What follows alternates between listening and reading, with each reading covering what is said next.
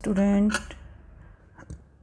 आज हम अपना नए चैप्टर में नेक्स्ट पार्ट स्टार्ट करेंगे, फंक्शन ऑफ इंडियन डेमोक्रेसी, जो पेज नंबर 215 पर है।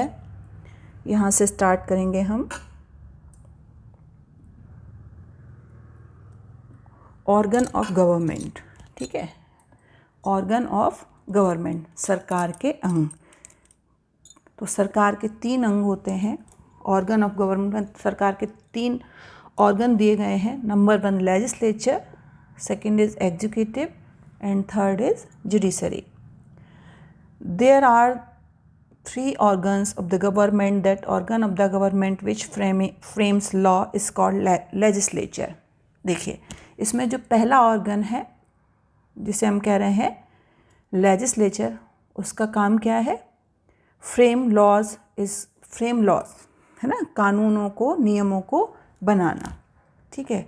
That organ which enforce the laws and ensure that they are followed is called executive, ठीक है। नेक्स्ट है, जो व्यवस्था इन कानूनों को पालन कराती है उसे हम कहते हैं executive. Next is organ which punishes those who do not follow them is called the judiciary. और जो इन नियमों और कानूनों को फॉलो नहीं करता है उसे देखती है जुडिशरी, ठीक है। तो तीनों पार्ट का फंक्शन हो गया। लॉ मेकिंग का फंक्शन जो है वो लेजिस्लेचर का है। उन लॉज को इम्प्लीमेंट कराने का जो वर्क है वो एग्जीक्यूटिव के पास है। और अगर कोई भी इन लॉज के अगेंस्ट जाता है, अगर उनको फॉलो नहीं करता है, तो उस पर जुडिशरी काम करती है। तो ये तीनों ऑर्गन है सरकार के, और इन्हीं तीनों से मिलकर बनती है सरकार। तो आज हम पढ़ेंगे लेजिस्लेचर के फंक्शन। तो लेजिस्लेचर देखिए, द लेजिस्लेचर में हैव 1 और 2 हाउसेस। किसी भी लेजिस्लेचर को व्यवस्थापिका भी कहते हैं। लेजिस्लेचर में हैव 1 और 2 हाउसेस, इसमें 1 या 2 हाउसेस होते हैं, सदन होते हैं। वेयर देयर आर 2 हाउसेस, जहाँ पर 2 सदन होते हैं। The first is called the lower house and the second one upper house. जहाँ पर भी 2 हाउसेस होते हैं वहाँ पर फर्स्ट वाले को लोअर हाउस, निम्न सदन, और सेकेंड वाले को अपर हाउस, उच्च सदन कहा जाता है। The legislature perform many important function. Important ones are, जो लेजिस्लेचर कई इंपॉर्टेंट फंक्शंस करती है, जिसमें से कुछ प्रमुख हैं। नंबर 1 है फ्रेमिंग लॉज, है ना, कानून बनाना। The legislature prepare laws for properly governing the country. इसका मतलब है देश में शासन व्यवस्था को संचालित करने के लिए कानूनों का निर्माण या कानूनों को बनाने का कार्य जो है वो लेजिस्लेचर करती है। Prepare laws for properly governing the country. Next is amendments in the constitution. अगर अमेंडमेंट इन द कॉन्स्टिट्यूशन मतलब संविधान में संशोधन करना, कुछ बदलाव करना, कुछ जोड़ना या कुछ खत्म करना, ये फंक्शन भी किसका है? लेजिस्लेचर का है। The constitution has given power of amendment in the constitution to the legislature. संविधान में ये जो शक्ति है संविधान को बदलने की, कुछ नया जोड़ने की या घटाने की, ये भी संविधान ने, कॉन्स्टिट्यूशन ने किसको दी है? लेजिस्लेचर को दी है। Parliament make necessary amendment as per need. यहाँ जो पार्लियामेंट है, जो संसद है, वो आवश्यकता के अनुसार इनमें बदलाव, या व्यवस्थापिका जो है वो आवश्यकता के अनुसार इसमें संशोधन या बदलाव करती है, ठीक है। नेक्स्ट एडमिनिस्ट्रेटिव फंक्शन, है ना। एडमिनिस्ट्रेटिव फंक्शन मतलब एडमिनिस्ट्रेटिव मतलब प्रशासनिक कार्य। तो कुछ प्रशासनिक कार्य मैं आपको बताऊंगी क्या क्या करती है। The legislature also discharge the important function of exercising control over the executive. व्यवस्थापिका जो है वो कार्यपालिका पर नियंत्रण रखती है संसाधनात्मक शासन व्यवस्था में। In the parliamentary form of government the executive is responsible to the legislature. जो संसदात्मक शासन व्यवस्था है उसमें जो गवर्नमेंट है, जो एग्जीक्यूटिव है, वो किसके अगेंस्ट जिम्मेदार होती है, रिस्पॉन्सिबल होती है? लेजिस्लेचर के against. This legislature exercise control over the executive, क्योंकि उसको अपने हर कार्य का जो जवाब है वो लेजिस्लेचर को देना पड़ता है, और इस तरीके से व्यवस्थापिका जो है वो एडमिनिस्ट्रेटिव फंक्शन पर अपना कंट्रोल रखती है, नियंत्रण रखती है। Next is fourth, to decide policies for state and government. The legislature does the work of deciding policies and given direction to the state. राज्य को, किसी भी राज्य को दिशा निर्देश देने के लिए कुछ नीति और निर्धारित की जाती हैं और कुछ कार्य व्यवस्थापिका भी करती है, ठीक है।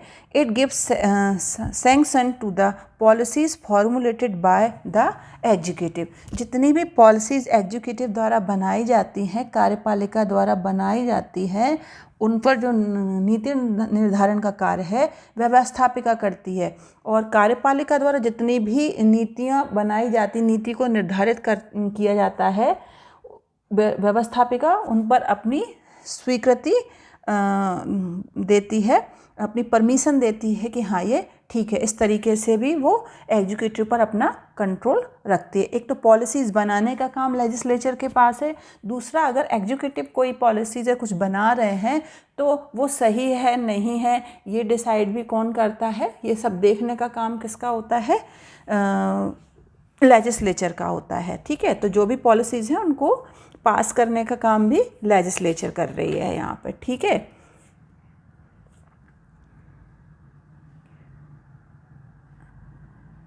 Next point 5, function relating to finance, है ना। अब फाइनेंस सभी जानते हैं, वित्तीय लेन then.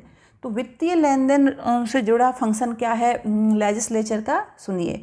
The legislature does the work of imposing of और reducing taxes according sanctions to expenditures of executive, ठीक है।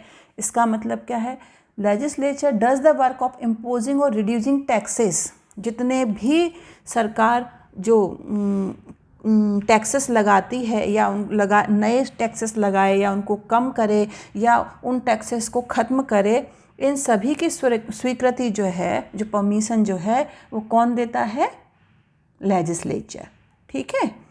और सरकार के जो खर्चे होते हैं सरकार के जो खर्चे होते हैं वो भी लेजिस्लेचर परमिशन देती है। जो जितने भी सरकार व्यय कर रही, किस पॉलिसी पे कहाँ कितना पैसा सरकार खर्च करेगी, ये परमिशन भी कौन देगा, आपको लेजिस्लेचर देगी। किसको, एग्जीक्यूटिव को। इस तरीके से फाइनेंशियल पावरफुल भी है लेजिस्लेचर, ठीक है। Thus it exercise control over the money received from the people. इस तरीके से जनता का जो पैसा है उस पर भी क्या होता है, लेजिस्लेचर जो है अपना नियंत्रण रखती है। नहीं तो हो सकता है एग्जीक्यूटिव मनमाने ढंग से पैसा खर्च करे, है ना। तो किसी न किसी के प्रति तो किसी को रिस्पॉन्सिबल होना ही पड़ता है। तो एग्जीक्यूटिव रिस्पॉन्सिबल है इन सारी चीज़ों के लिए, किसके प्रति, लेजिस्लेचर के प्रति। नेक्स्ट है point number 6, discussion of subjects presented in the house, ठीक है। अब जो भी मैटर्स हाउस में लाए जाते हैं उन पर डिस्कशन करने का काम भी किसका है, लेजिस्लेचर का है। कैसे, the members deliberate on different subject and problems placed before the house. सदन में कोई भी मैटर रखने से पहले जो मेंबर्स होते हैं वो कई सारे सब्जेक्ट पर या कई सारी समस्याओं पर गहन विचार विमर्श करते हैं। डेलिब्रेट मीन्स विचार, ठीक है। उन पर कई दृष्टिकोण, विचार, सब अपने अपने दृष्टिकोण रखते हैं, विचार रखते हैं और उन पर गहन चर्चा की जाती है। They discuss all aspect of the proposed law before passing it so that the law may really benefit the public. ऐसा क्यों होता है, क्योंकि कानून बनाने से पहले उसके फ़ायदे और नुकसान सभी पर गहन चर्चा की जाती है सदन में, ठीक है। और चर्चा का विस्तार से चर्चा की जाती है और फिर किसी भी कानून का निर्माण किया जाता है, तभी वह कानून जो है वो जनता के हित में होता है, रियली बेनिफिट द पब्लिक, और तब जाकर के वो कानून जनता के हित में बनता है। हर सब्जेक्ट पर ऐसे कई सारे मुद्दों पर गहन चर्चा के बाद ही कोई कानून पास होता है। अब नंबर 7 है जुडिशियल फंक्शन।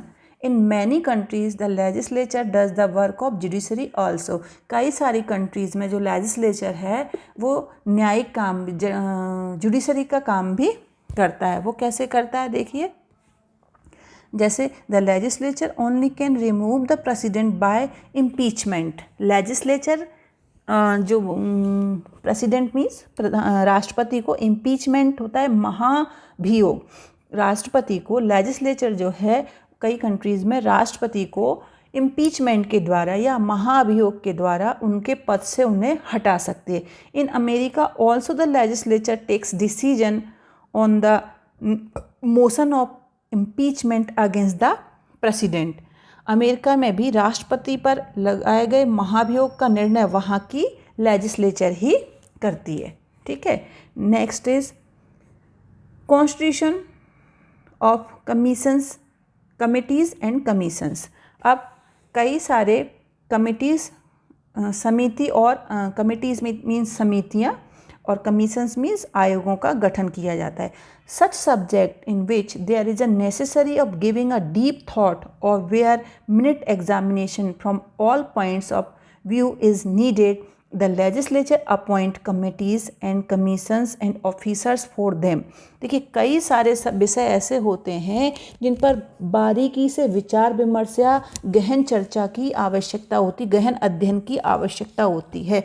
इसके लिए जो लेजिस्लेचर है कई सारी कमिटीज़ और कमीशंस बनाती है और उनके लिए ऑफिसर्स भी नियुक्त करती है ताकि जो भी विषय है उस पर बहुत बारीकी से ध्यान दिया जा सके। ठीक है, तो ये काम भी किसका है?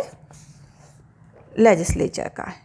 ठीक है, अब है कंट्रोल ओवर फॉरेन पॉलिसी, है ना। Control over foreign policy, foreign policy जो है, जो देश की विदेश नीति है उस पर किस तरीके से कंट्रोल करती है लेजिस्लेटिव, वो भी हमको देखना है। In many countries treaties and agreements with other countries cannot be enforced without the approval of legislature। कई सारे देश ऐसे होते हैं जिसमें जो संधि समझौते होते हैं दूसरे देशों के साथ, वो तब तक लागू नहीं होते जब तक कि लेजिस्लेचर उस पर अपनी सहमति नहीं दे देती है या स्वीकृति नहीं दे देती है, उसको अप्रूव नहीं कर देती है। In many countries permission of the legislature is necessary for weighing a war with another country. इसी के साथ साथ कई देशों में दूसरे देशों से युद्ध करने के लिए भी, है ना, weighing a war with another country, दूसरे देशों से युद्ध करने के लिए आपको लेजिस्लेचर की परमिशन की ज़रूरत होती है, स्वीकृति की ज़रूरत होती है। Number 10 work relating to election. Work relating to election मतलब निर्वाचन या चुनाव से संबंधित कार्य। ये क्या फंक्शन है देखिए लेजिस्लेचर का। In India the president is elected by the elected representative of the parliament and legislative assembly. Bharat में जो राष्ट्रपति का चुनाव होता है उसमें विधानसभा और लेजिस्लेटिव असेंबली और पार्लियामेंट, संसद में जो चुने गए हमारे रिप्रेजेंटेटिव हैं वो सारे लोग उसमें भाग लेते हैं। In many countries the legislature does the work of elections. अनेक देशों में जो लेजिस्लेचर है वो इलेक्शन से संबंधित कार्य करती है। ठीक है, तो ये सारे इम्पॉर्टेंट फंक्शंस हैं जो मैंने आपको बताए हैं लेजिस्लेचर के। एक बार बताती हूँ, आप रेड बॉक्स में देखिए फंक्शन ऑफ लेजिस्लेचर। सबसे पहले अपन ने पढ़ा forming of laws, amendment in the constitution, third is administrative function, fourth is to decide policies for state the government, number 5 function relating to finance, discussion on subject presented in the house, judicial function, constitution of committees and commissions, control over foreign policy और work relating to election. तो बस आज के लिए इतना ही। अब हम next topic में पढ़ेंगे इंडियन पार्लियामेंट। Thank you.